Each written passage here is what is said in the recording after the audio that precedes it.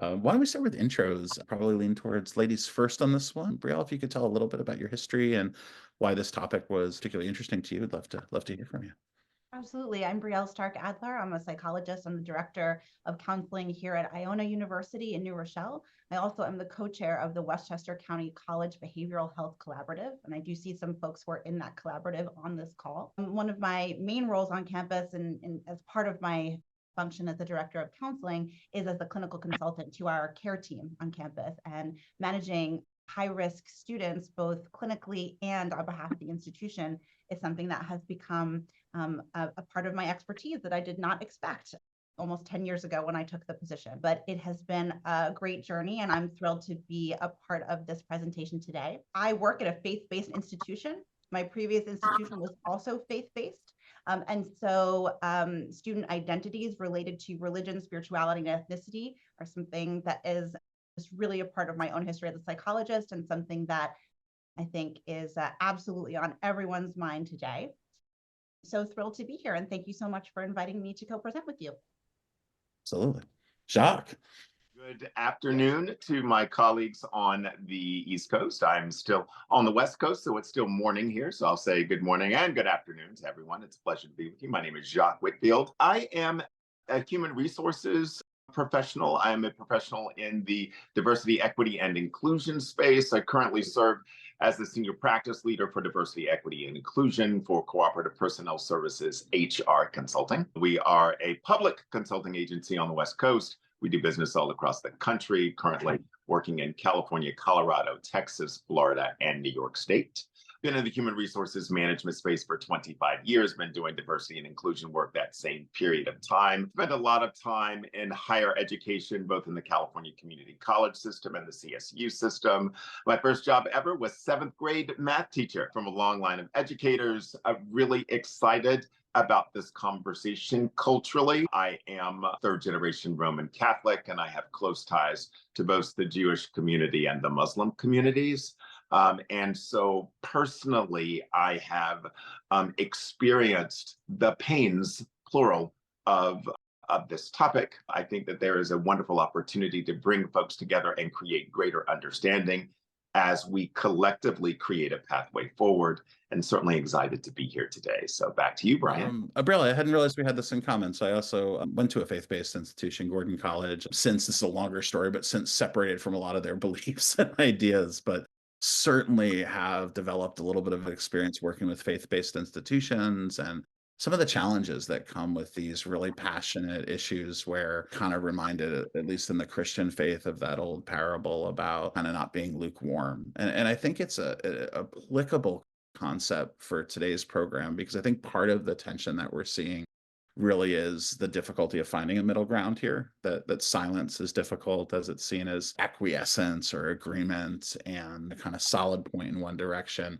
tends to polarize. So we'll set the stage there, but also jump into some more detail. Jacques and I are going to be out at a college out in California doing some work with them more directly on this very issue, just because it's been such a hot point for some schools. So we're hoping to offer you some good advice and information. My background was a child therapist, and then doing some work in outpatient therapy, working for some colleges, New England College as a director of counseling, as well as Western Kentucky. And then I moved with NABITA and Atixa, and then now I'm doing full-time consulting with Deep Rep Safety. Jacques, Tammy, and Poppy and I put together a great book, How Fortuitous, on difficult and hard conversations in higher education. So we built this out really looking at about, what was it, Jacques, about 10 or 11 different topics. Yeah, a lot of different spaces there. And we did talk about Jewish issues as well. And Brian, don't you think we certainly provided a number of resources in terms of how can faculty, how can students, how can counselors, how can administrators begin to navigate these very, very choppy waters, right? And ultimately, we use a crucial conversations approach. I will sound like a broken record during our time together, because I think so many of the tools from crucial learning and crucial conversations are so apropos in situations like this, where we have seemingly very, very polarizing topics and positions, and we're trying to create alignment and understanding between the diverse and divergent Right. groups. So from the counseling space, right, we operate in multiple spheres on a college campus. We operate in the clinical sphere where we're doing our work either individually in a small group, so the more micro sort of sphere.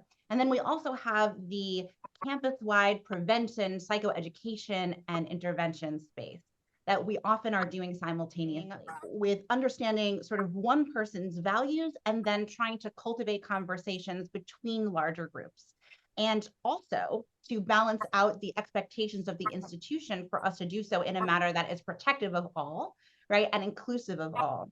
And oftentimes folks who are in the mental health space are sort of imagined to magically know how to do that really well, which is one of the reasons that trainings like this one are just so essential, because it is something that comes through experience, but also from training. What we find is that when an institution attempts to take a position that is simply a general statement of unity and a wish for peace, which is valid and certainly should exist, the student population will command and demand more of a voice in having a conversation that requires deeper thought about the various aspects of any situation that is sort of a deeply held cultural moment or political moment.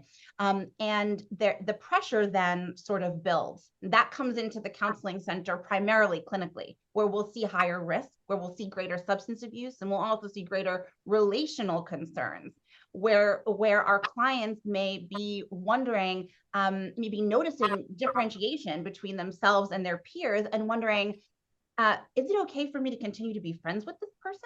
Are they going to decide that our relationship should no longer continue? And so there's fears and concerns that are occurring on both that micro and that macro level. Right? How will I be approached in the classroom? What will my professors think of me for having or voicing this opinion? Yeah, I mean, spot on. I always forget a little bit, having been outside clinical practice for some, just the ripple effects that hit our clients that are already in treatment, who might connect to a larger issue, or even just the conflict. Even going back to kind of early New Jersey, Brian in Asbury Park with his parents yelling, like just people who have had early childhood experiences related to conflict. This stirs it up.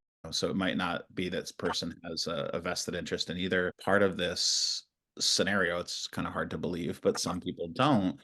But the conflict and the anger playing out in front of us can be really I devastating. just want to acknowledge Brielle for that explanation. It was so spot on. And colleagues, we dealt with this same dynamic in 2020. With the murder of George Floyd, with all the other things going on in America, and as we in academia were attempting to respond and to bring unity, our students, our faculty, our staff, our communities wanted more. And they wanted they were powerfully inviting us into that advocacy space. Certainly looking at 2020 in hindsight, we had a lot of learning growth moments there, right? Because initially, a lot of the statements that were issued, both in academia, in government and local government, certainly in corporate America, didn't exactly hit the nail on the head the first time out. We had to go back and recalibrate and remessage and have some retractions. And so I'm certainly seeing the same dynamic here. All the time. Someone's like, what does from the river to the sea mean to you? Like they know where you're headed with that, but helping them understand, tell me more about it. Like in that safe space, I think helps people take some of that. I'm detecting some humanism in you. So, that Rogerian, taking that temperature down a bit when people feel heard, they don't need to yell as much. So there's some takeaways I had with the implicit bias. I love Brielle's comments because it just really underscored the essence of the meaning of intersectionality, right? This is the work of Dr. Clement Clark Crenshaw that she did, all those years ago. This is when we show up in a space, we show up as more than one diversity dimension. And yes, it's possible to have a Black, queer, conservative person, right? You can have any number of combination of humans. And again, that's part of the resources and the tools, because we get to, for those of us who are professional and supporting students, we get to be aware students show up as any other human. There's a multiplicity of identities, and we get to be aware of that, as opposed to, you know, having this concept that there's this default answer key in this universe, and the universe is binary and they're either A or B. And so it's just a matter of, oh, well, let me pick your column for you. It's recognizing that there are millions of columns, there are millions of categories, there are an infinite number of different combinations in how people show up.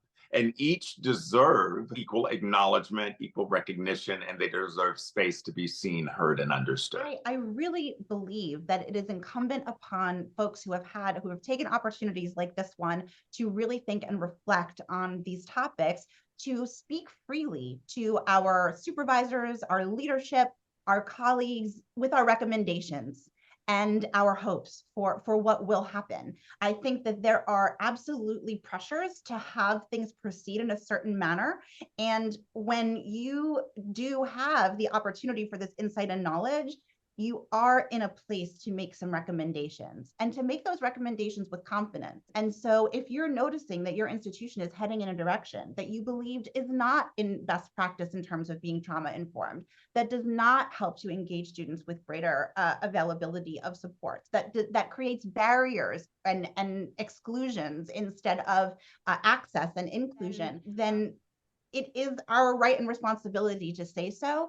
And in my experience, of growing into this role, that is something that in difficult situations, people are really happy to listen to someone who sounds as if they know what they are talking about. If you have sat through some sessions like this one, you do, and you can be that voice. Thank you all for Brielle, great final points. Same, Jacques. Thank you both for bringing your time and expertise out here. If we can share some other information with you, we'd love to do that.